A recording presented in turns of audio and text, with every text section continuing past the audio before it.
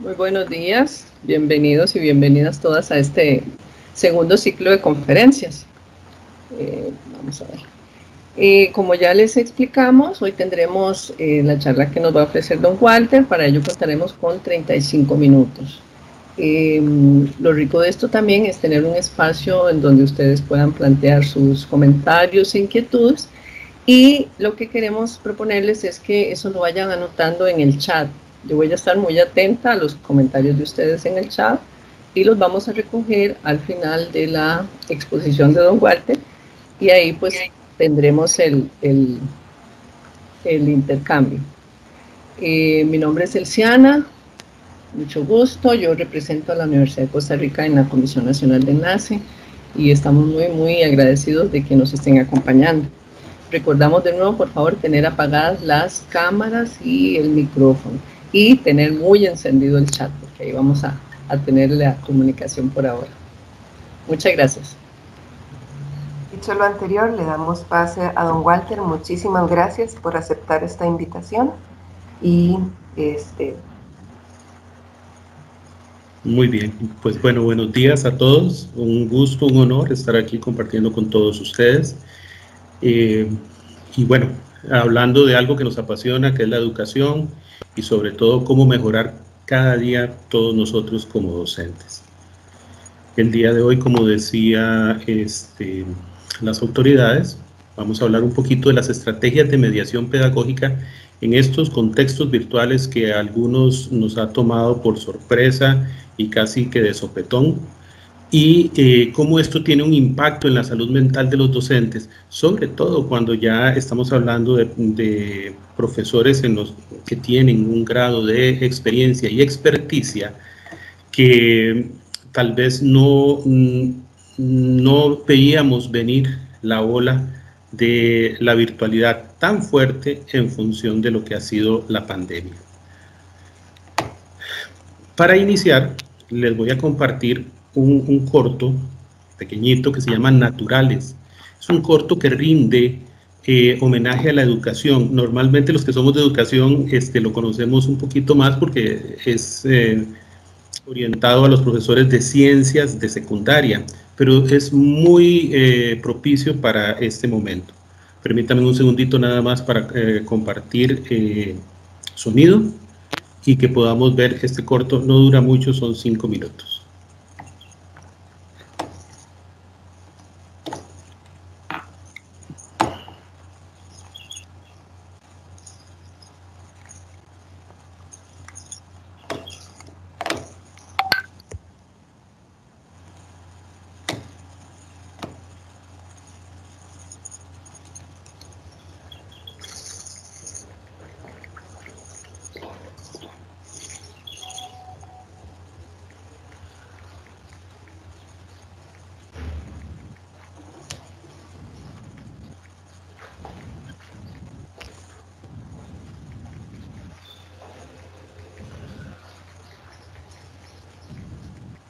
Qué calor, hija.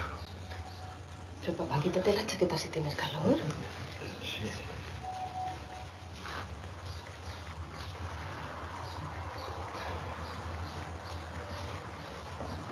Anda, quítatela.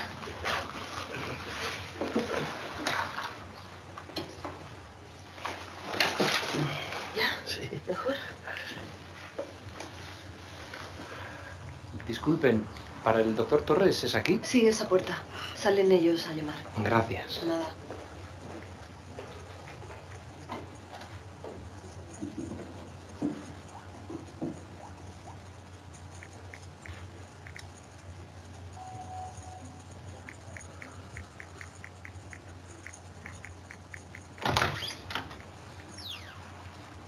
¿Pedro Silva? Sí. Yo...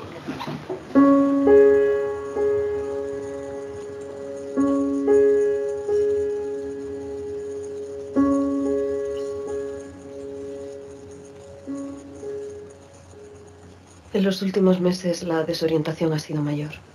Se despierta de madrugada y no sabe dónde está. Hemos tenido que ponerle una chica porque no se apañaba bien con las comidas. Y, no sé, por ejemplo, la hora ya no la sabe leer. ¿Verdad, papá? Sí, hija. Bueno, entiendo. A ver, ¿cómo te encuentras, Pedro? Bien. ¿No? Yo me encuentro bien. Dice tu hija que andas un poco desorientado, ¿no? Bueno, a veces me despisto un poco. ¿Y has notado mareos últimamente? No. Petito. Sí. Mira, yo te voy a hacer unas preguntas, pero quiero que tú estés tranquilo, ¿vale? Sí. Tranquilo, papá. Sí, hija. A ver, Pedro, ¿qué día de la semana es hoy? ¿Qué día de la semana es hoy? El lunes. Muy bien. ¿Me puedes decir qué hora marca tu reloj? Sí. Las 4. ¿De la tarde? Bien. ¿Y en qué estación del año estamos? ¿Cómo en qué estación? Sí, estación, que si estamos en primavera o en invierno, por ejemplo. En primavera, claro. No.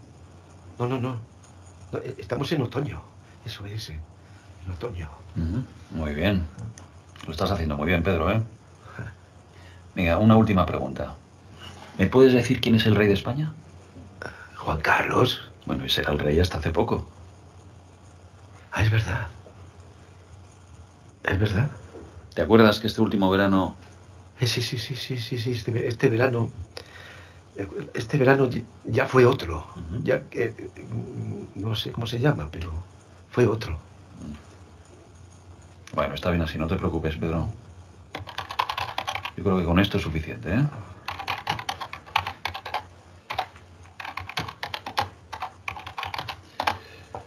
Bueno, yo creo que vamos a empezar por hacerle un TAC. Efectivamente se aprecia desorientación y algún problemilla con la memoria, pero creo que el TAC nos va a ayudar a localizar el posible deterioro, ¿eh? No obstante, le voy a recetar un medicamento que no tiene ninguna contraindicación, ¿eh? Para que se tome una pastilla después de cada comida. Te lo apunto aquí. Te voy a apuntar también alguna página de internet, por si quieres buscar información. Y cuando estén los resultados nos vemos, ¿vale? Perfecto.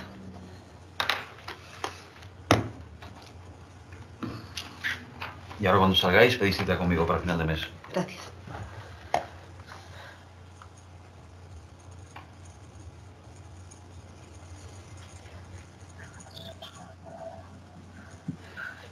Es importante estar amigos.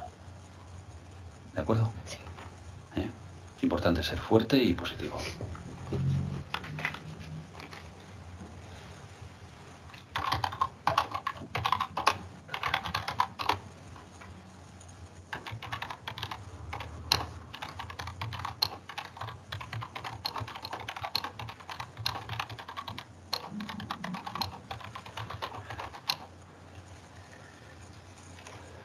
Papá. ¿Qué haces, papá? Déjame, hija. Siempre se te dieron mal los acentos, Torres. Torres. Claro. Héctor, ¿verdad? De esto sí me acuerdo. ¿Perdón? Tú te sentabas atrás junto con Alonso y no había forma de haceros callar. ¿Profesor? ¿Es usted? ¡Pedro! Bueno, vosotros me conocíais como el Bolis. No me lo puedo creer. Pero si ahora soy médico es gracias en parte a las clases de naturales de tu padre. No será para tanto. No, lo digo en serio. Usted consiguió que yo me interesase por algo. En aquella época que estaba muy disperso. No debió ser fácil. Me alegro mucho. Dios mío. ¿Pero cómo no lo he reconocido? Ya ves, no es solo a mí a quien le falla la memoria.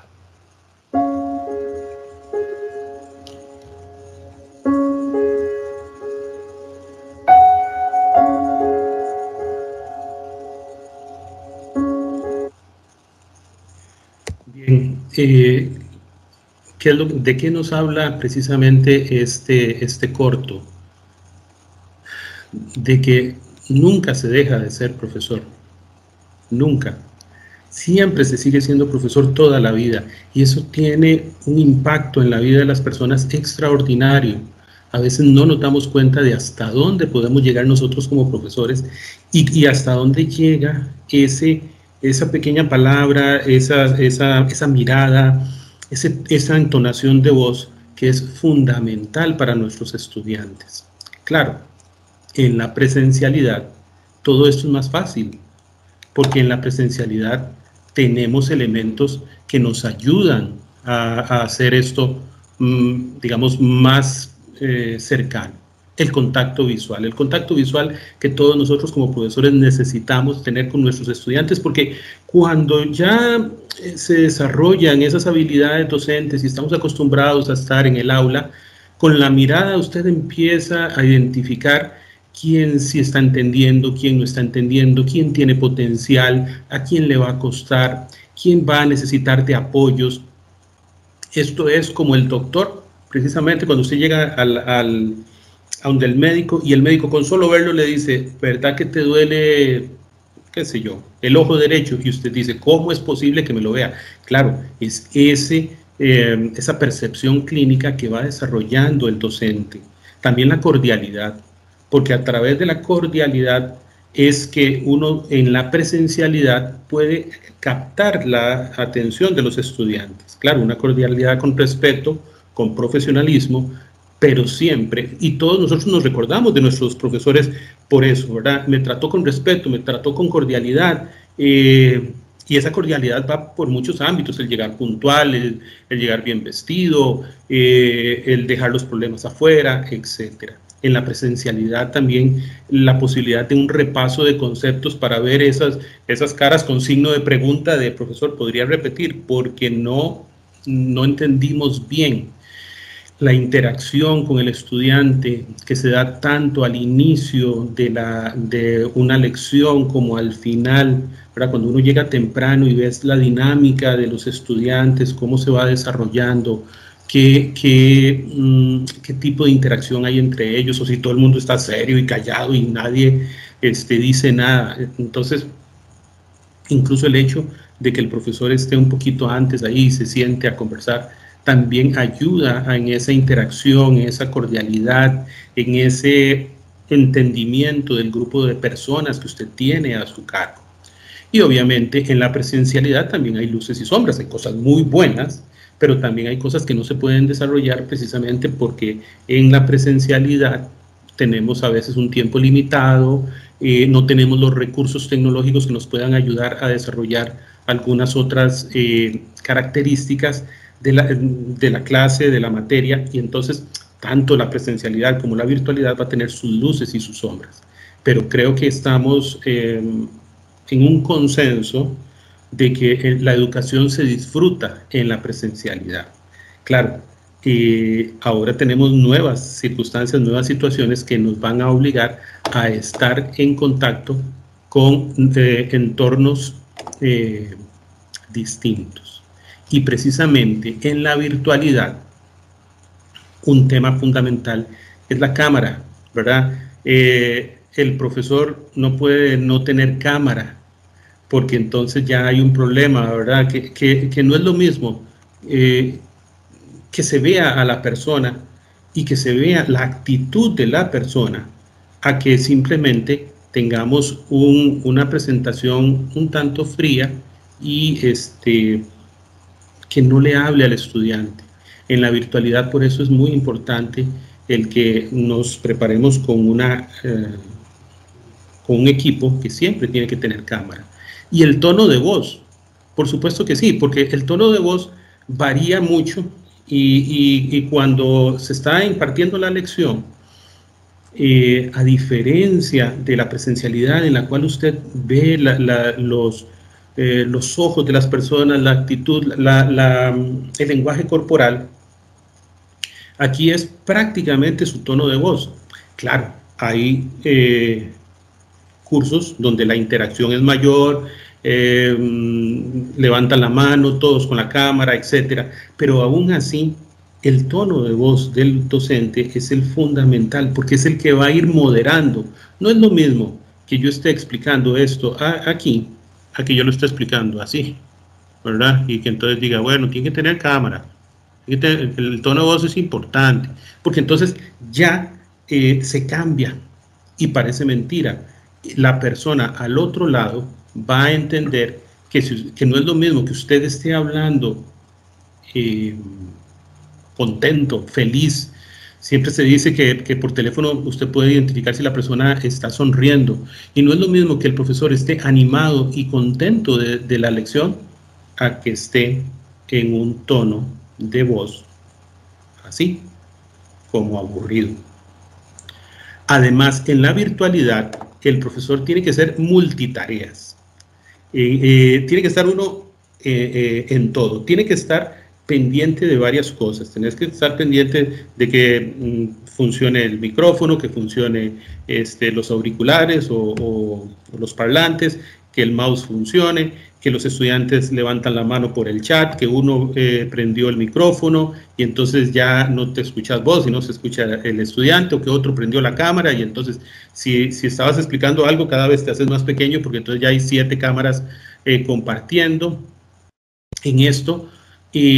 Nos exige como docentes a tener la capacidad de estar en varias cosas al mismo tiempo, que normalmente en la presencialidad tal vez no, tal vez llega y a la clase, y cuando pues hay un grado de experticia, pues uno siente que puede desarrollarla tranquilamente, digamos, atender las consultas cualquiera que ésta sea, pero en la virtualidad ya entonces se siente un poquito de que ojo con la cámara, ojo el micrófono, ¿qué pasa si se va el fluido eléctrico? ¿Qué pasa si se va la conexión a internet?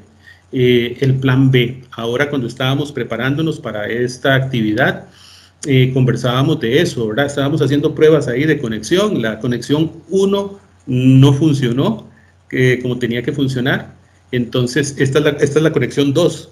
Este es el plan B, y todavía había plan C por si acaso, porque entonces esto en la virtualidad es necesario, y claro, genera un poquito de estrés, claro que sí, porque entonces vamos a tener que estar un poco más dispuestos a que algo puede pasar. Por eso hay que hacer multitareas. Y las instrucciones, pucha, si normalmente en una clase a la hora de impartir una lección, usted tiene que explicar varias veces las instrucciones de lo que usted quiere, lo que tienen que hacer, de lo que deben de producir, de lo que tienen que sacar fuera, que es eso. La educación es sacar fuera todo el potencial que tiene un estudiante. En la virtualidad, las instrucciones tienen que ser muchísimo más claras, precisas, detalladas. Precisas, pero detalladas. En otras palabras, hay que explicarlo absolutamente todo.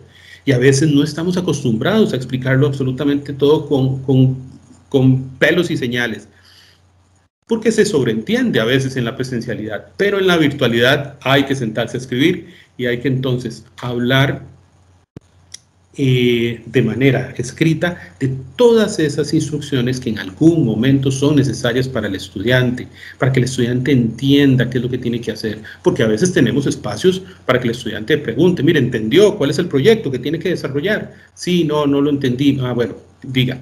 Pero a veces cuando las clases sobre todo no son sincrónicas y usted tiene que enviar ese proyecto para que el estudiante lo desarrolle, tiene que ser muy puntilloso y tiene que desarrollar claramente cada punto y cada aspecto que usted desea que el estudiante desarrolle. Y además hay que estar muy pendientes de esto que está aquí, el SOS. Este SOS es fundamental porque los estudiantes más que en la presencialidad piden ayuda. Esto no lo entiendo, esto no me funcionó. Profesor, ¿qué quiere decir usted con que tengo que realizar un proyecto con las 5 etapas? Es que eso no lo vimos en formulación y evaluación de proyectos. Entonces, bueno, hay que poner más detalle. Profesor, mire, es que usted dijo que había que hacer el documento en Word, pero a mí no me funciona Word, o la presentación en PowerPoint, pero aquí usamos Linux, ¿cómo se hace? O profesor, usted dijo que entráramos a tal página, pero a mí no me sirve. Entonces, tiene que estar usted también pendiente de ese SOS que le va a pedir el estudiante. Y a veces tenemos respuestas, a veces no, y a veces también el tipo de preguntas tienden a que uno diga, pero Dios mío, ¿cómo me pregunta esto, verdad? ¿Cómo me pregunta cómo prender la cámara de su computadora? Yo no puedo prender la cámara de la computadora. Y hay que entender que estas situaciones se dan en estos contextos de la virtualidad. Precisamente, un elemento importante son las reglas de la etiqueta. En la virtualidad debemos de procurar la formación de nuestros estudiantes. Miren, algunos de ellos, sobre todo los más jóvenes que ingresan a la universidad actualmente, no saben de reglas de etiqueta, porque resulta que estos nativos tecnológicos demostraron ser nativos de redes sociales. No son nativos tecnológicos, no manejan manejan las redes y manejan el TikTok, pero no manejan la tecnología. Y por lo tanto, es nuestro deber desarrollar en ellos esas reglas de etiqueta, de, mire, levante la mano si estamos en Teams, si usted quiere hablar, los micrófonos en silencio. Esto es un respeto mínimo, pero entonces, claro, nosotros como docentes tenemos que cambiar en la estructura en la cual estamos funcionando, porque en esa estructura, obviamente, nosotros no estábamos acostumbrados a esa estructura, y a veces a nosotros mismos se nos olvida, y por lo tanto debemos de hacer un cambio en nuestra estructura mental que nos permita colaborarles a ellos y hacerles ver que hay un nuevo mundo. Esto de la pandemia ha sido terrible, y yo soy de los que piensa que esto realmente es sumamente serio y hay que tomarlo con mucha seriedad. Pero desde la perspectiva docente, esto nos ha ayudado también a reforzar algunas habilidades y destrezas que creíamos que nuestros estudiantes tenían y no los tenían, que ellos deben de cuidar no solo cómo escriben un proyecto físico o cómo se dirigen a las demás personas de manera presencial, sino de manera digital también. Y entonces, no escribir un correo electrónico todo en mayúscula, porque eso dentro de la netiqueta es estar gritando, y hay que hacerles ver eso. Vea, no se escribe en mayúscula porque eso se consideran gritos, y a mí usted no me grita, ni a nadie se le grita. Entonces, tenemos que buscar, entonces, nosotros también cambiar la estructura, y eso va generando estrés en el docente. Sin embargo, es importante entender que en la práctica docente nosotros tenemos esas vivencias, esas anécdotas que nos ayudan a que la virtualidad sea casi que tan agradable en términos de la interacción como la virtualidad. Hace algunos años yo participaba en la comisión de seguimiento docente en la Universidad Latina, porque a los profesores que salían un poco mal evaluados, pues les dábamos un seguimiento. Y me correspondió a mí ir con otro profesor del área de ciencias a ver a una profesora de química que la habían calificado muy mal y tenía muchos años de ser profesora ahí. Entonces lo que hacíamos era que el profesor y yo íbamos y nos sentábamos en una lección, y ella explicó algo de los enlaces, yo puse atención, hizo una práctica, yo la hice y después se la enseñé al compañero, al señor director. A mí me parece que lo explicó bien.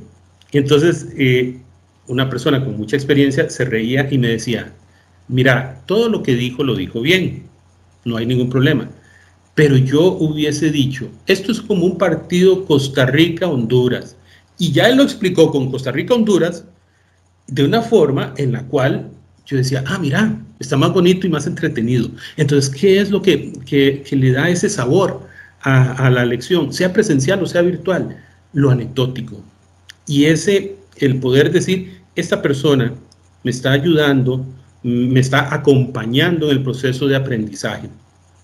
Precisamente en la misma Universidad Latina, en algún momento tuvimos una actividad con orientadores del MEP de todo el país y se trajo un especialista de México, eran 2 días. El primer día eran sesiones generales y el segundo día era la exposición de este especialista. Y resulta que el especialista llegó un día antes porque él quería ver cuál era la dinámica en esta primera sesión. Y las orientadoras, bueno, despotricaron contra la virtualidad, que eso era muy frío, que jamás iba a poder desarrollar las actividades de orientación de manera virtual. No sé qué estarán haciendo hoy en día, pero que no se podía, que la tecnología era fría, que no transmitía sentimientos, que no se llegaba a poder tocar el corazón de las personas. Bueno, esta persona que trajimos, muy inteligentemente, al día siguiente, al empezar su exposición, dijo: yo quiero compartir con ustedes algo que me pasó anoche. Y proyectó en el auditorio un correo electrónico de su esposa. Dice: esto me llegó anoche cuando estaba en el hotel. La esposa le decía: mi amor, espero que te vaya muy bien, que sos un ejemplo para tu hijo, que te amamos, te mandamos muchos besos, y tu hijo te manda esta fotografía. Y una foto de un bebé como de 1 año, sonriendo. Todas las señoras que estaban en el auditorio, al unísono, todas: ¡ay! Y entonces él aprovechó ahí y dijo: perdón, pero son las mismas personas que ayer dijeron que la tecnología no transmite sentimientos, porque la tecnología puede transmitir sentimientos. Lo que pasa es que hay que saberla utilizar. Claro, entonces ya empezó el debate. ¿A qué es a lo que voy? A que a veces uno como docente se siente un poquito angustiado al meterse en la tecnología y meterse tal vez detrás de la cámara. Y aquí el asunto es sacar también un poco ese actor de teatro, mejor, actor de televisión que no ve al público, porque en el teatro por lo menos se oyen las risas del público, ese actor de televisión que llevamos dentro los docentes, porque hay que ser un poco medio poeta y loco para ser profesor, y hay que ser un poquito malabarista, por supuesto que sí. Siempre en la virtualidad hay que prepararse con tiempo. ¿Cómo se prepara uno con tiempo? Obviamente, eso es un asunto de cada uno, ¿verdad? Y entonces vamos a tener que siempre dedicar un poco más de tiempo para la preparación de nuestras actividades académicas, y obviamente esto también genera estrés. Pero ese generar de estrés debemos de transformarlo en dejar en evidencia todo el potencial que un docente tiene, porque a veces lo que se da es que somos muy dados a no escribir nuestras experiencias docentes, buenas y malas, y precisamente esta preparación con tiempo lo que busca es también que quede ahí una evidencia. Ahora vi que están grabando esta sesión, a mí me interesa porque quiero ver qué errores cometí, qué puedo mejorar, qué de esto puedo utilizar con mis estudiantes. Y entonces ese prepararse con tiempo, que a veces es cansado, requiere de buscar imágenes, buscar información, tiempo, más bien debemos de transformarlo en algo provechoso para nosotros. Y siempre tener a la mano el plan B, C y D, como les comentaba, que sucedió hace unos minutitos. El objetivo siempre sigue siendo el mismo, la educación del estudiante, y ahí es donde nosotros no podemos perder no podemos quitar el dedo del renglón. La educación del estudiante es nuestra razón de ser, y por lo tanto cualquier esfuerzo que se haga, se hace en función de esa educación del estudiante, que claro, en la virtualidad nos genera más estrés el hecho de, ¿entendieron? Por ahí anda un meme que dice que ahora las clases son como una sesión espiritista, ¿verdad? Carlos, estás ahí, manifiéstate. María, prende el micrófono. Es muy difícil entender si eso está llegando al 100%. La evaluación también nos genera estrés de cómo hago una evaluación en la cual no no haya algún grado ahí de irresponsabilidad. Antes de empezar ahora esta sesión, estaba leyendo en redes sociales de un amigo, de un buen amigo, que decía que estaba extrañado de la cantidad de estudiantes universitarios que le pedían que les hiciera exámenes, trabajos y tareas para presentar, ¿verdad? Y entonces él hablaba muy claramente de la ética y de cómo esto no se puede permitir, pero de que esto era un llamado de atención de que a lo mejor hay gente que sí lo hace. Y entonces es ahí donde las estrategias debemos de transformarlas. Que esto, vamos a ver, obviamente hay que sentarse a explicar, a investigar, a entender nuevas estrategias, pero hay que verlo como la satisfacción de aprender algo nuevo. Hay que verlo como el profesor Pedro del inicio, que tal vez perdiendo algunas facultades, pero si algo tenemos los docentes es que el estar en esa constante evolución nos permite, y esto sí es, digamos, científico, ¿verdad? El hecho de aprender cosas nuevas es un poquito el atacar el Alzheimer en etapas ya más avanzadas. Y por supuesto hay disparadores del estrés. ¿Cuáles son los disparadores del estrés? La falta de preparación. Si usted no se prepara, usted se siente acongojado y ante cualquier pregunta de un estudiante explota la olla de presión. También improvisación. Cuando uno improvisa, se nota. Yo siempre le digo a mis estudiantes de educación, con todo respeto para ellos, los estudiantes son como los leones, huelen el miedo. Y si usted tiene miedo, es porque usted está improvisando o usted no sabe lo que está hablando. Si usted no sabe de lo que está hablando, mejor no se ponga al frente de un grupo de personas. Porque eso se nota. Y se nota la improvisación. Se nota cuando alguien no tomó en serio esto. Y claro, hay aquí un disparador del estrés, porque en esta improvisación lo que tenemos es que a lo mejor no sabemos cómo hacerlo, ¿verdad? Y entonces puede ser que nuestra no tomar en serio lo que estamos haciendo, después se nos vuelva. O a veces también es el otro escenario. Dice, no, yo puedo. Con una camarilla, yo me la juego con una camarilla, pongo una camarilla ahí y yo me la juego. Y de un pronto a otro la camarilla no le funciona y se queda paralizado. Entonces, la improvisación, que no es la falta de preparación, ojo, porque la falta de preparación es antes de, pero la improvisación es en el momento.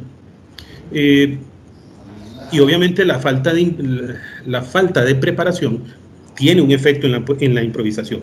Pero si en ese momento, por ejemplo, mi presentación desaparece, o por ejemplo, qué sé yo, la computadora muere, yo debería de saber qué es lo que tengo que hacer.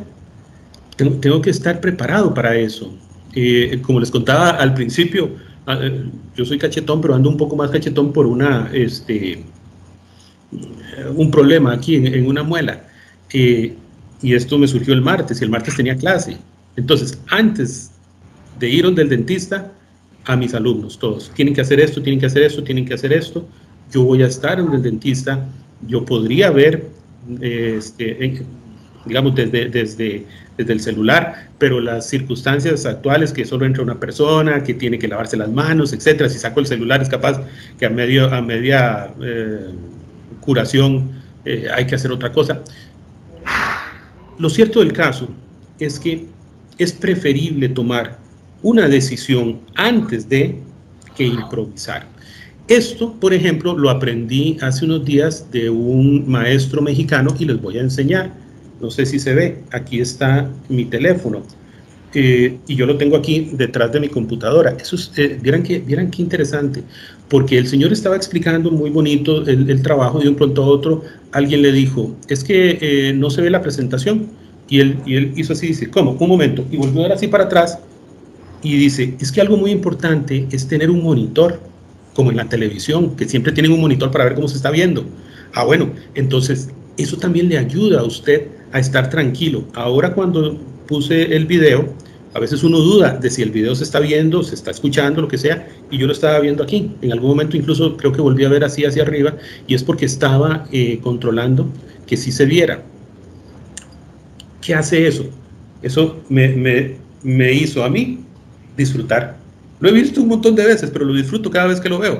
Entonces, no estaba con la tensión de se estará viendo, no se estará viendo, tengo que abrir el chat para ver si están diciendo, o tal vez la persona que está colaborando con la moderación me estará diciendo que no se ve. No, eso le ayuda.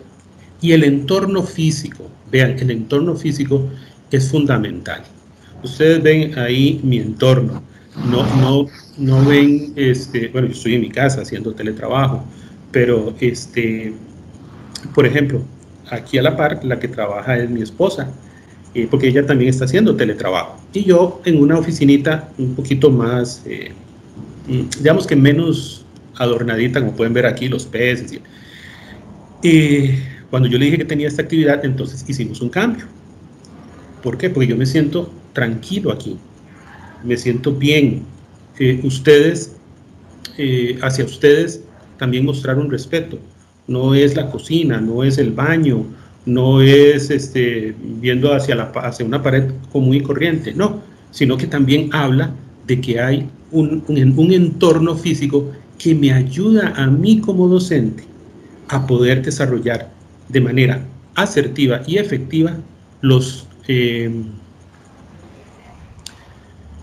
el ambiente que se debe desarrollar para que yo como profesor esté bien, disfrute la clase.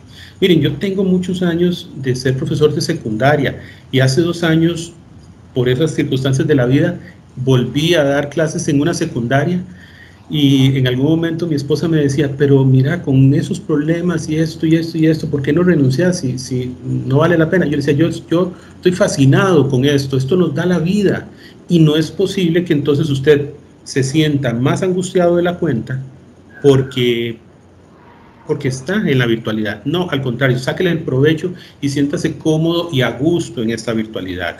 Pueden haber problemas de equipo, por supuesto que sí, pueden haber problemas de equipo, pero estos problemas de equipo pues deben de ser atendidos con esos planes B y C que deberíamos de tener. Y por supuesto, no caer en la desesperación. O sea, siempre procurar estar tranquilo. Les decía ahora que se huele el miedo, ¿verdad? Y entonces siempre hay que procurar estar muy, muy tranquilos. Y que pasó algo, bueno, lo trato de resolver desde la experiencia y la experticia de una manera muy tranquila, muy particular, muy profesional, y disfrutar. Es que el mensaje va hacia eso, a que una buena preparación le permite a usted disfrutar. ¿Qué es lo que necesitamos entonces? Necesitamos tranquilidad, asertividad, buscar ese equilibrio entre lo que he aprendido y lo que tengo que aprender como docente, para que esto me abra la mente, para que tenga la plasticidad mental para decir, ahora si era un profesor destacado presencialmente, ahora soy un profesor que va a destacarse o ya se destaca dentro de la virtualidad, y que no sea la virtualidad un generador de estrés, sino más bien, como decían los abuelos, una raya más del tigre, o sea, la posibilidad de incluso que quede una evidencia que trasciende el tiempo de lo que usted como profesor fue. Porque cuando las clases se graban, cuando usted deja documentos electrónicos, bueno, ya sabemos que, por ejemplo, en Europa se desarrolla la carrera de antropología digital y de arqueología digital para ver qué es lo que estamos dejando. Bueno, esto son parte de lo que estamos dejando. Esa plasticidad mental nos ayuda a aprender más cosas y a entender el cambio. Y ojo, que entender el cambio nos va a costar, sobre todo a los que ya superamos la media teja, nos va a costar un poquito más, pero tenemos la posibilidad de más bien que estos cambios nos ayuden a nosotros a sentirnos cada día más a gusto como profesor. A que usted diga, mira, fulano que me topé en el supermercado, no solo se acuerda de cuando estuvimos en el aula, sino se acuerda de cuando se me cayó la cámara en media clase virtual, o se acuerda de cuando les puse un video que los hizo llorar. A mí me pasó el cuatrimestre pasado porque doy el curso de valores cívicos en Ulicori y resulta que yo les pongo siempre un video que tiene que ver con valores al inicio. Y encontré uno bien bonitillo, pero claro, en la virtualidad pues siempre es la introducción, y les dije, ¿alguien que quiera hablar? Hey, había 3 llorando. Dice, pero es que, dice, no puedo ni hablar, dice, porque eso me conmovió, me llegó a las... Entonces, la virtualidad permite. Es más, me dijeron, profesor, por favor, cuando termine esto necesitamos pasar a su oficina para darle un abrazo. Ven, entonces, la virtualidad permite que la interacción con los estudiantes se mantenga. Y ahí es donde usted tiene que sentirse tranquilo y seguro, entender este cambio, adaptarse al cambio y sacarle el máximo provecho. Y entonces yo decía, mira qué interesante. Estudiantes que digan eso, quiere decir que algo se transmite. Por supuesto que sí. Cuando usted ama lo que hace, esa pasión se sale por los poros y hay que sacarle, como les decía, el máximo provecho. Y precisamente estos 6 elementos de tranquilidad, asertividad, equilibrio, esa plasticidad mental para entender, ¿verdad?, que no vamos a ser los mismos. Ojo, con pandemia o sin pandemia no íbamos a ser los mismos, y con pandemia no vamos a llegar a ser los mismos y vamos a tener que evolucionar todavía más. En el colegio, como les comentaba, hace poco me dijo un papá, por una mala nota que tenía un chiquillo, dice, pero profesor, dice, viera que lo felicito porque eso de Pau Tum que los puso a hacer, lo acabamos de ver en el ministerio, qué bonito eso. Sí, bueno, qué dicha, le decía yo, pero le voy a aportar algo. Pau Tum es una herramienta que tiene 8 años de existir y que ya va de salida, y no puede ser que nos agarre como lo más novedoso. Tenemos que buscar esas novedades. Y este docente 2.1 tiene que acostumbrarse a lo presencial y a lo virtual, a ser empático pero profesional, dispuesto a perder el protagonismo y darle ese protagonismo al estudiante. El desarrollo de la clase invertida, el flipped class, donde es más importante lo que el estudiante está produciendo que lo que yo como docente estoy desarrollando, así como si fuera un monólogo.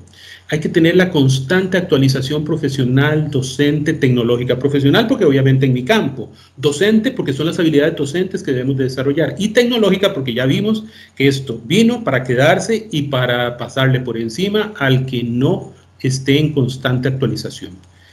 Pero a la par de estos elementos que debe tener el docente 2.1, hay que cuidar aspectos de la salud integral, los espacios, los tiempos, la distracción. Debemos de cuidarnos mucho porque aquí sí, esto que se nos ha venido encima agobia un poco. Entonces debemos de tener esos espacios de no trabajo, de cuidar mucho los tiempos.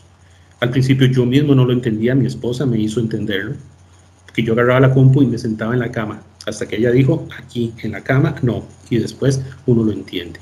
Y los tiempos también de distracción. Ahora nos hemos puesto a pintar, nunca nos hemos puesto a pintar, ahora nos ponemos a pintar un rato porque necesitamos eso.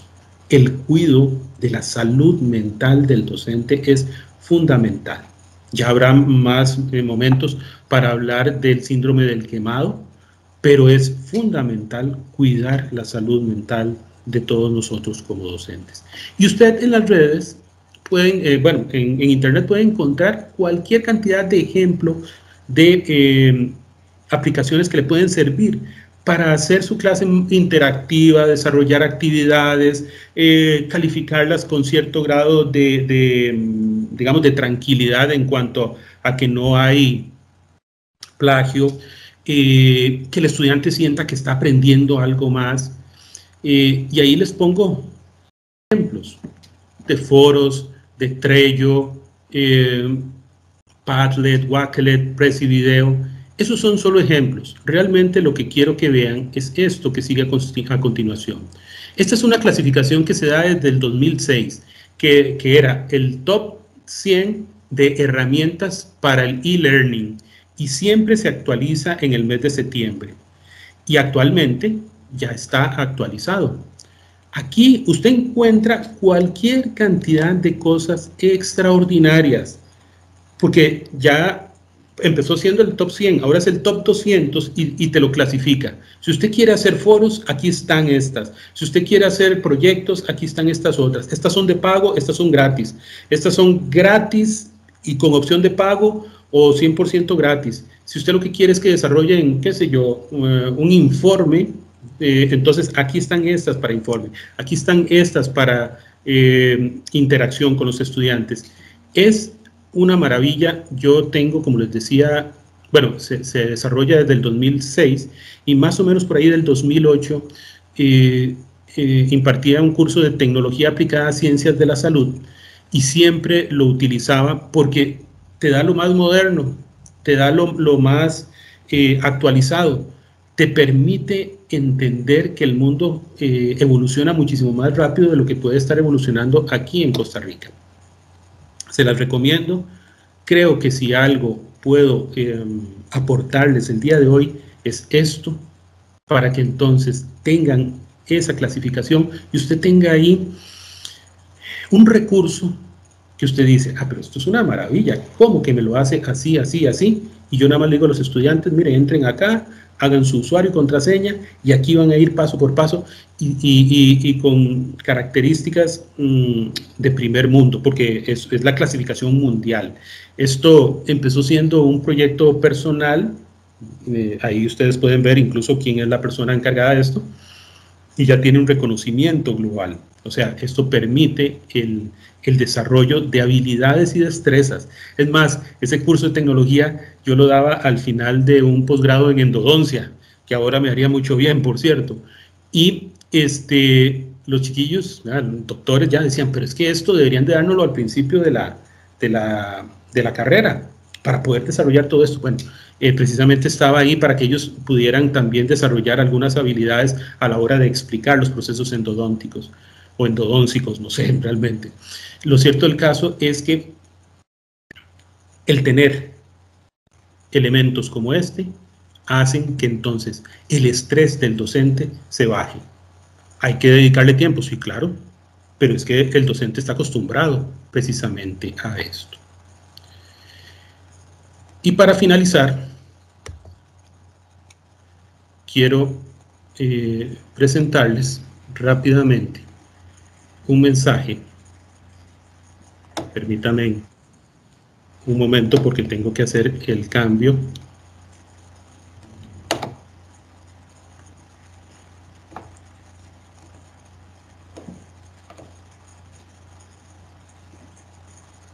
Y ese sería un mensaje de cierre sobre la educación en general.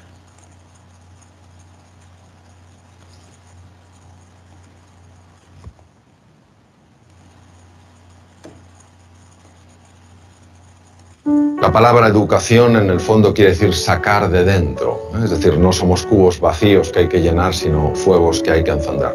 Y en este sentido me gustaría contaros una historia que a mí personalmente me ha marcado mucho. He hablado en distintos foros sobre esta historia, porque señala lo que para mí es la diferencia entre profesores y maestros.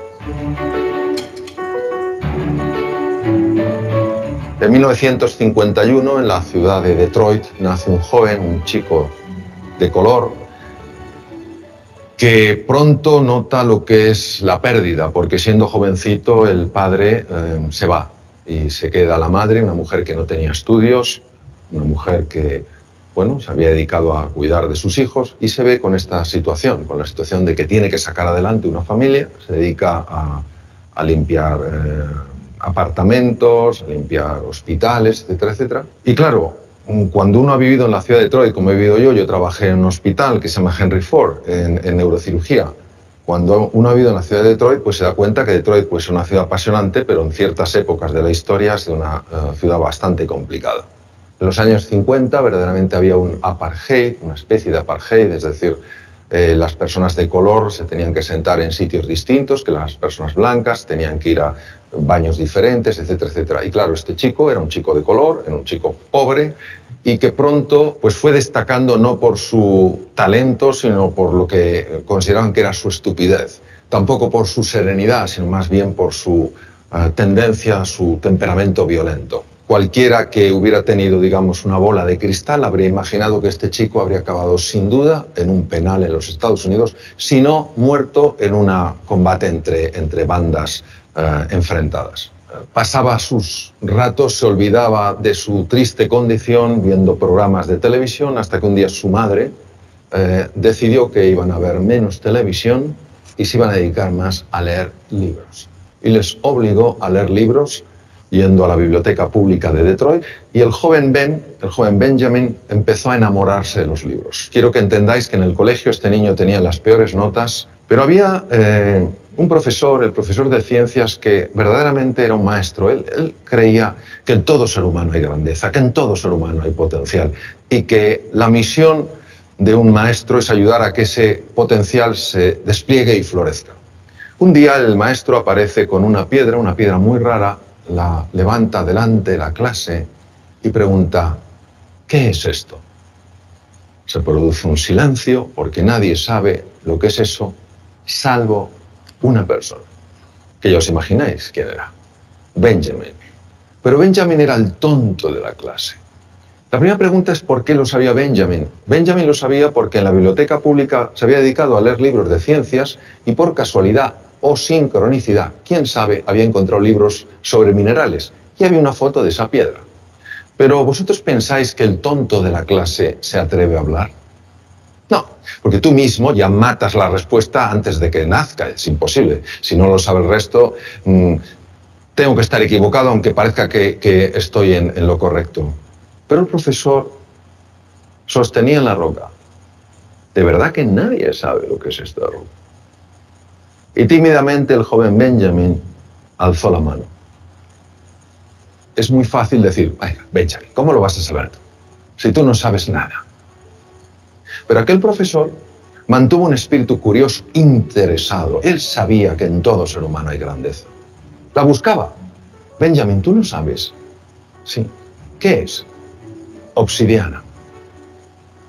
Correcto. ¿Pues sabes algo más de la obsidiana? Y vaya que sí sabía el joven Benjamin. Empezó a hablar sobre la obsidiana, las temperaturas elevadísimas, luego el frío, cómo cristaliza la roca, etcétera, etcétera. Supuso un antes y un después en la vida de este chico, porque este chico recuperó la confianza en sí mismo. Creyó que era posible aprender. Creyó en sí mismo. Este chico pasó de ser el último de la clase a ser el mejor estudiante de su colegio. Hizo realidad su más profundo sueño, que era absolutamente imposible: ser médico. Se convirtió en el mejor neurocirujano infantil de la historia, profesor Ben Carson. Ben Carson en 1987 hizo una operación de separar a dos gemelos siameses unidos a nivel craneoencefálico.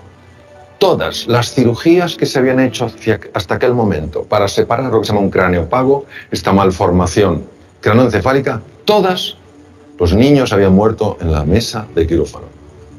En esta operación, en 1987, intervinieron 70 profesionales de la medicina y duró 22 horas.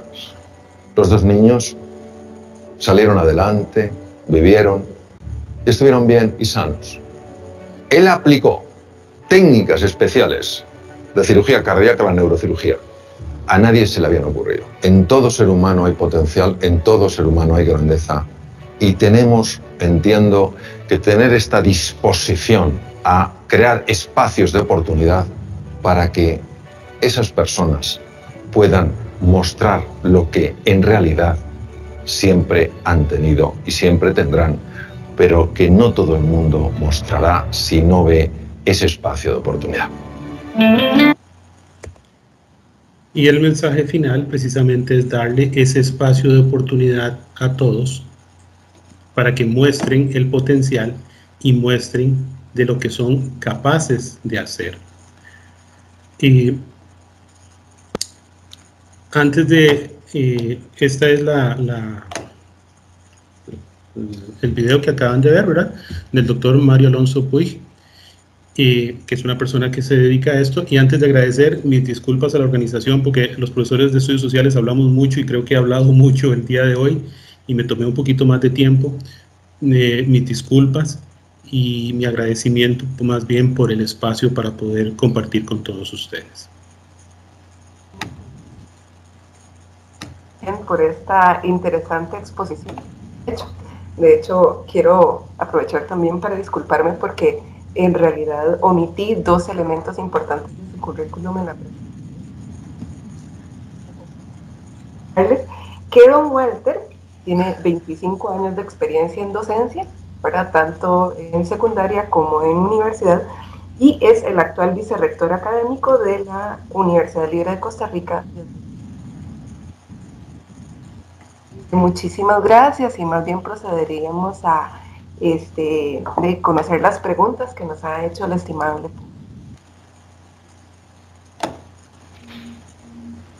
Bueno, vamos a continuar.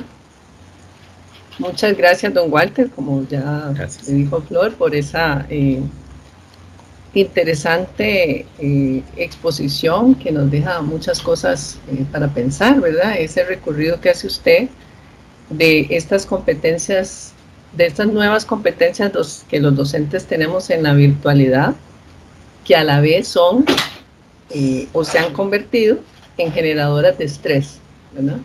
Que ese es un poco el tema que nos interesaba, porque lo que engloba todo este ciclo de charlas es cómo buscar el bienestar del docente. Entonces, este recorrido por esas nuevas competencias que se están haciendo, que a la vez se vuelven generadoras de estrés, y también esa serie de tips o consejos que usted nos da, que nos pueden dar seguridad para enfrentar ese momento y disminuir un poquito el estrés.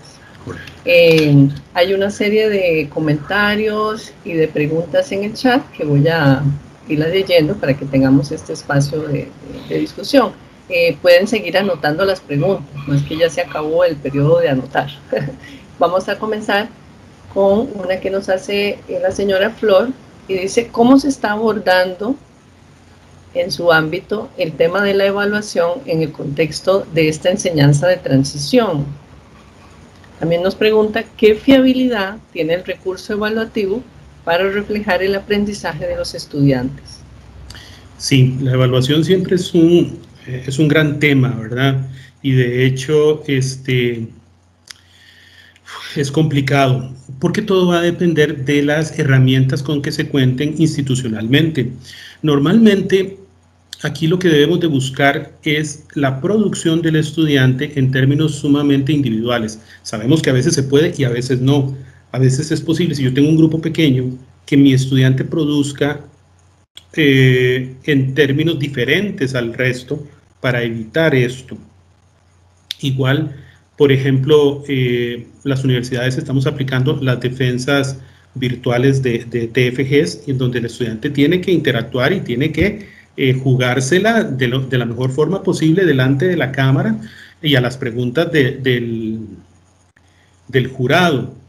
Pero hay herramientas que le permiten esto. Por ejemplo, nada más para citar una, en las evaluaciones de Moodle tienen la posibilidad de que un examen sea no solo de selección, sino que tenga algún grado de desarrollo, y que las preguntas de selección sean aleatorias y las opciones de respuesta también sean aleatorias. Eso quiere decir que la pregunta A del estudiante 1 no es A del estudiante 2, y la opción A, B y C del estudiante 1 no es las mismas opciones A, B y C del estudiante 5, porque ahí por WhatsApp se pasan las respuestas. Y aquí lo importante es empezar a buscar, como les decía ahora, dentro de estas herramientas tecnológicas, esas que se nos adaptan a la materia, porque no es lo mismo dar anatomía que dar formulación y evaluación de proyectos, o que la materia sea sumamente teórica, donde usted dice, ajá, esta materia es teórica y por lo tanto, ¿qué es? ¿Un examen tradicional? No necesariamente, tiene que ser un examen de transmisión, donde el estudiante pueda crear conocimiento. Algo que nos pasa a todos los profesores universitarios es el famoso tema del plagio y de buscar en Wikipedia y ese tipo de cosas. En eso hay que ser muy riguroso. La evaluación, para englobar, va a depender de la materia y de las herramientas que se tengan a cargo. Mi jefe ponía un ejemplo hace poco de si tenés 30 estudiantes y tenés una semana para calificar exámenes, no los pongas a hacer un ensayo porque no vas a poder terminar de calificar los ensayos a tiempo. Tenés que buscar esas herramientas que permitan que estemos tranquilos con la evaluación. No hay una fórmula, ni siquiera en la presencialidad hay una fórmula infalible para la evaluación y garantizar el conocimiento. Aquí lo que debemos de ver es a dónde quiero llegar y cuál es el camino que voy a trazarme. Y en ese trazar el camino, obviamente las evidencias son fundamentales. El poder, sobre todo, argumente, es lo más valioso. Claro, requiere de tiempo, pero la argumentación es valiosa. Yo en el curso que tengo de valores cívicos, por poner un ejemplo, ¿verdad? Nada más es un ejemplo que aplica para mí en este momento. Están investigando de ONG y hacen un video de 2 minutos donde me explican los valores de esa ONG. Y yo he sido muy enfático con ellos. Al que lo vea medio leyendo, haciendo como así, ¿verdad? Para poder explicar, ya no está manejando. Tiene que ver mucho con las herramientas que tengamos a nuestro alcance. Muy bien. Tenemos otro comentario, otra pregunta más bien que ahí le están pidiendo un poquito su opinión con respecto a su experiencia como docente de secundaria. Perdón, la persona es la que tiene la experiencia de secundaria, me parece, ¿verdad? Dice, como docente de secundaria, ¿qué opina de la universalización del Internet en congruencia con el acceso a la educación como derecho? Vamos a ver, la universalización de la Internet va a ser muy difícil, ¿verdad? Sabemos que eso no es tan sencillo. Ojalá se pudiese, pero sin embargo, en todo esto, siempre el equilibrio va a ser determinante, porque ¿de qué sirve tener acceso a Internet con un docente que no sabe utilizarlo? Un ejemplo me lo pusieron a mí cuando estaba en formación, hace ya varios años, en la Universidad de Costa Rica. El profesor dice, vean qué interesante, el gobierno le dio computadoras a todas las escuelas, dice, pero le dio computadoras a una escuela unidocente allá en Upala, adentro, que no tiene electricidad. Entonces, tenían un adorno de, en ese momento, 200,000 colones, carísimo, que cualquiera se lo podía robar porque la estaba abierta y no servía para nada. La universalización de la Internet y el acceso a la información tiene que ir de la mano con procesos que le van a sacar provecho y procesos formativos para el docente. Porque si bien las universidades hacen un esfuerzo por brindar cursos de tecnología educativa y tener a los docentes del área de docencia actualizados para que esto sea una cadena hacia abajo, hacia el resto de profesionales, esto es poco, es realmente poco, y además tiene que ver un poco también con la actitud del docente, porque a mí me correspondió ir a Barcelona a un encuentro mundial de docentes auspiciado por Microsoft. Yo iba, vamos a ver, iba acompañando a la delegación de Costa Rica. Ahí iba un muchacho que desarrolló un programa que era, imagínense, un Monopoly, pero él también estaba en la zona norte, y entonces él hizo la adaptación de su programa tecnológico a una versión presencial utilizando su computadora para que los estudiantes de un colegio muy pobre tuvieran acceso a cómo él estaba enseñando matemáticas.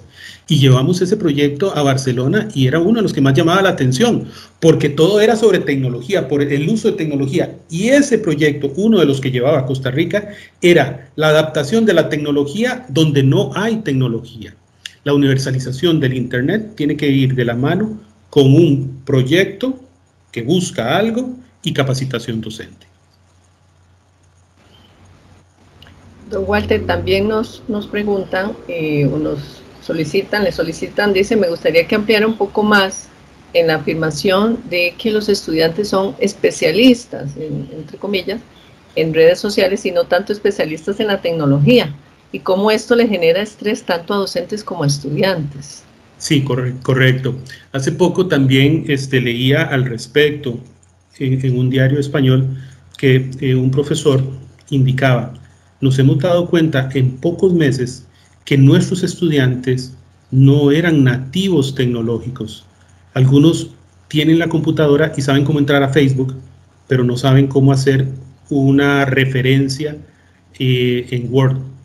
Saben cómo hacer un TikTok, pero no pueden hacer una presentación, digamos, como esta. Así, donde está la persona y está la presentación.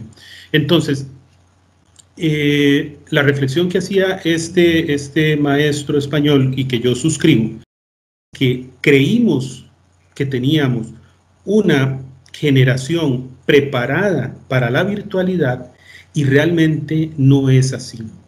Ellos están preparados para lo que les gusta y les llama la atención. ¿Y qué es lo que hacemos con la tecnología educativa? Tratar de juntar eso que me gusta con tecnología que me ayuda a desarrollar habilidades y destrezas que me van a ser muy válidas para el desarrollo personal, como estudiante y profesional, porque me van a desarrollar áreas de mi cerebro que nunca se van a desarrollar si yo no aprendo a unir tecnología con lo que me gusta. Cuando aquí en Costa Rica se dio la discusión de quitar la letra cursiva o no, yo me di a la tarea de investigar un poco, y en China había un estudio de que el desarrollo de la escritura cursiva hacía que partes del cerebro se estimularan que solo estimulaba ese tipo de escritura. Y por lo tanto, si por ejemplo aquí en Costa Rica desechamos la escritura cursiva, esas áreas del cerebro no se van a desarrollar.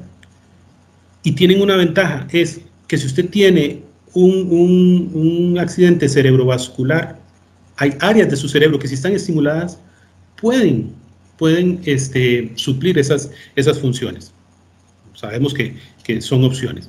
Entonces, nuestros estudiantes hay que despertarlos, hay que hacerles ver que el mundo de la tecnología no es Facebook, Instagram y TikTok, sino que hay que enseñarles. Yo a mis estudiantes de primer ingreso de la universidad, yo les digo que me causaba cierta extrañeza que no supieran que Word les podía hacer las referencias APA automáticamente, y se hacían un mundo con las referencias APA. Yo decía, pero si ahí está, búsquelo, ahí está la tecnología, ahí se lo hace en APA, en Vancouver, en lo que usted quiera. Entonces, es por eso que suscribimos estas palabras de que nuestras nuevas generaciones, esas que habíamos definido como nativas tecnológicas, al ser nosotros migrantes tecnológicos, ellos ya nativos, no han desarrollado todas las habilidades que deberían de desarrollar. ¿Culpa de los docentes? Tal vez que sí. Qué interesante esta reflexión, don Walter. Y ahora el ejemplo que ponía de la cursiva, ahora ya hay muchos estudiantes que ni siquiera pueden leer la letra cursiva. Y además la comprensión lectora viene para abajo y para abajo, ¿verdad? Si les escriben en cursiva, le están hablando, le están escribiendo en otro idioma. En chino. Le estoy leyendo solo las preguntas, pero quiero también decirle que hay varios comentarios de que les ha parecido muy bien la charla, que lo felicitan, que muy clara, que excelente la presentación, etcétera. Así que también tenemos de esas. Otra pregunta que nos plantea doña María Cristina Ventura es: ¿cómo influye la institución en esta tranquilidad emocional y todas las necesidades urgentes para ser un docente que aprende y que está centrado en el aprendizaje de los estudiantes. Muchas gracias por su presentación, don Walter. Entonces, ¿cómo influye la institución en esta tranquilidad emocional y en todas las necesidades urgentes? Eso es fundamental. Las autoridades universitarias debemos de entender muchas cosas, que tenemos muy buenos profesores. Ninguna universidad contrata malos profesores, siempre contrata a los que considera los mejores, pero que la virtualidad les tomó por sorpresa a muchos de esos buenos profesores y que hay que acompañarlos con programas de desarrollo de competencias tecnológicas docentes. Esto es fundamental y hay que ser también un poquito cuidadoso. Todas las universidades tenemos la evaluación docente y a veces los estudiantes van a reaccionar a que el profesor no puede poner la cámara o no puede poner el PowerPoint. Hay que ser cuidadoso, no podemos sacrificar a nadie en función de situaciones como estas que se vinieron de improviso. Los procesos de capacitación tienen que ir de darle esas herramientas que empoderen al docente, que digan, ah, mira, sí lo puedo hacer, es fácil, esto me gusta, con lo que yo sé y esta herramienta que me dieron, yo puedo unir estas dos cosas y hacer maravillas. Entonces, es ahí donde las organizaciones tienen que ser cuidadosas, tienen que ser un poquito pacientes, no pueden sacrificar a nadie, o sea, no podemos echar al volcán sacrificios en función de que no saben tecnología, sino el acompañamiento. El acompañamiento es fundamental, es vital. Las autoridades académicas deben de entender que no es fácil. Recuerden que en las universidades tenemos una gran cantidad de docentes que son muy buenos profesores empíricos y tenemos una gran cantidad de buenos profesionales que les gusta la docencia, pero que no han sido formados como docentes. Y debemos de formarlos siempre como docentes y ahora más como docentes que tengan esa capacidad de ser el docente 2.1, que es presencial y es tecnológico.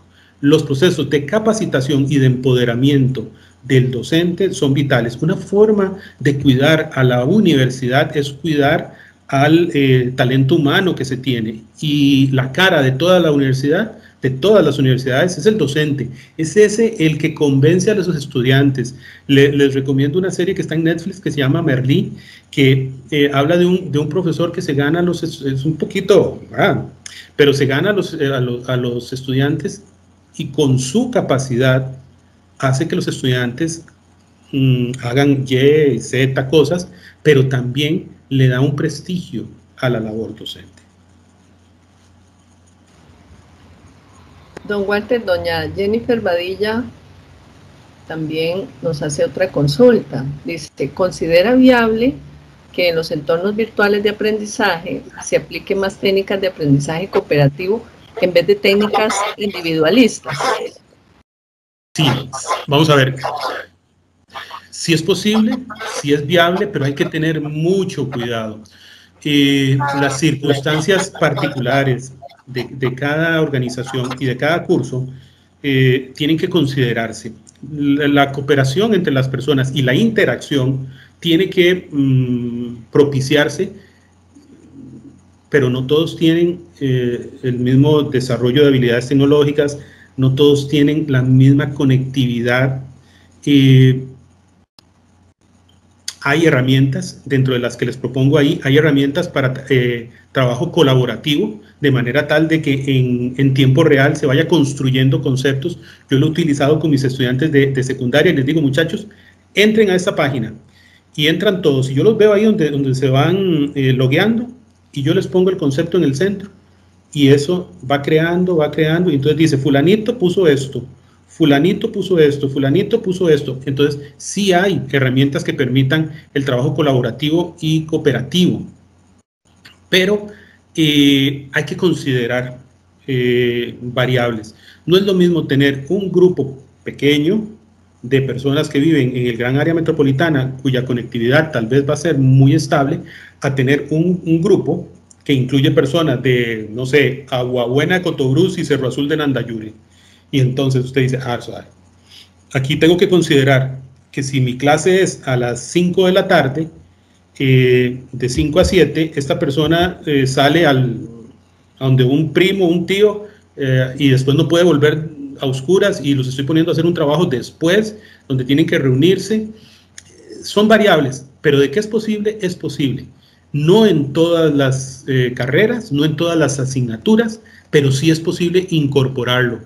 Y a la hora de incorporarlo, el docente tiene que ser muy cuidadoso, tiene que tener claros los objetivos que busca con esta cooperación, de manera tal de que no se le vuelva un caos y no se le vuelva más bien en contra de grupos de 5 personas reclamando cosas varias del proceso de mediación pedagógica.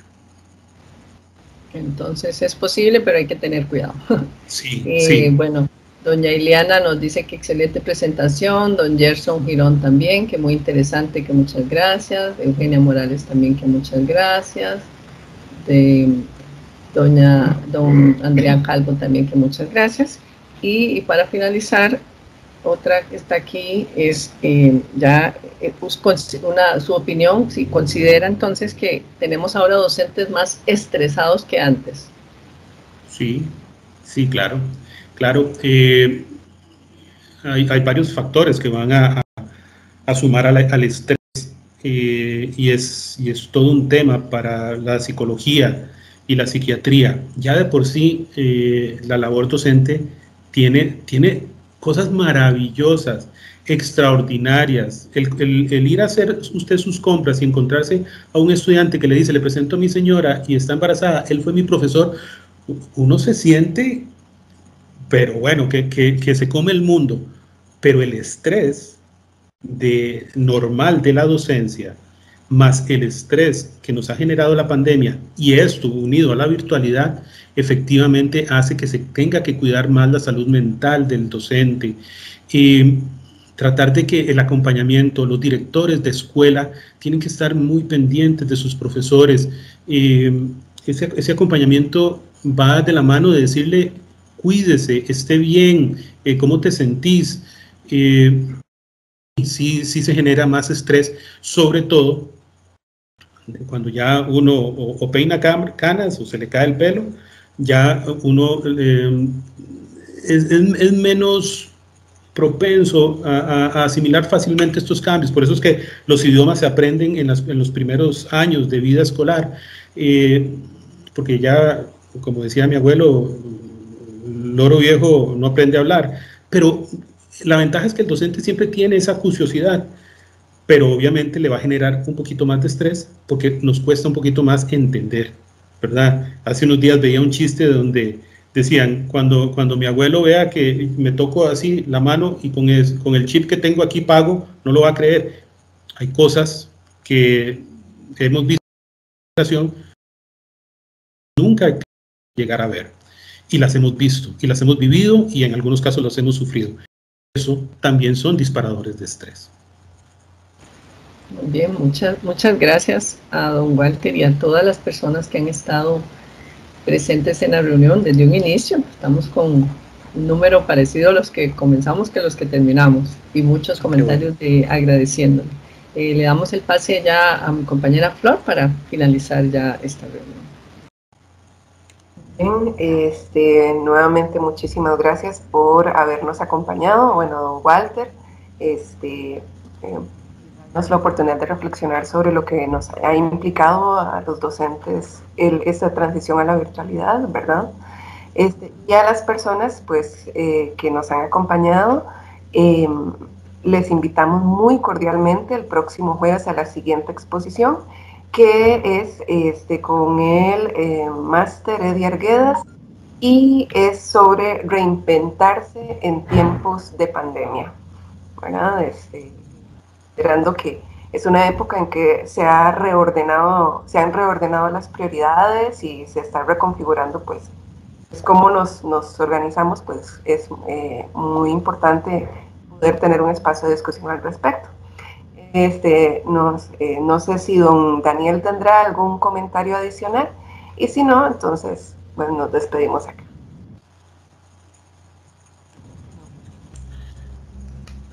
Les reiteramos nuestra gratitud por su gentil participación y que Dios mediante nos acompañen el próximo jueves 26 de noviembre. Muchísimas gracias y que tengan un feliz día.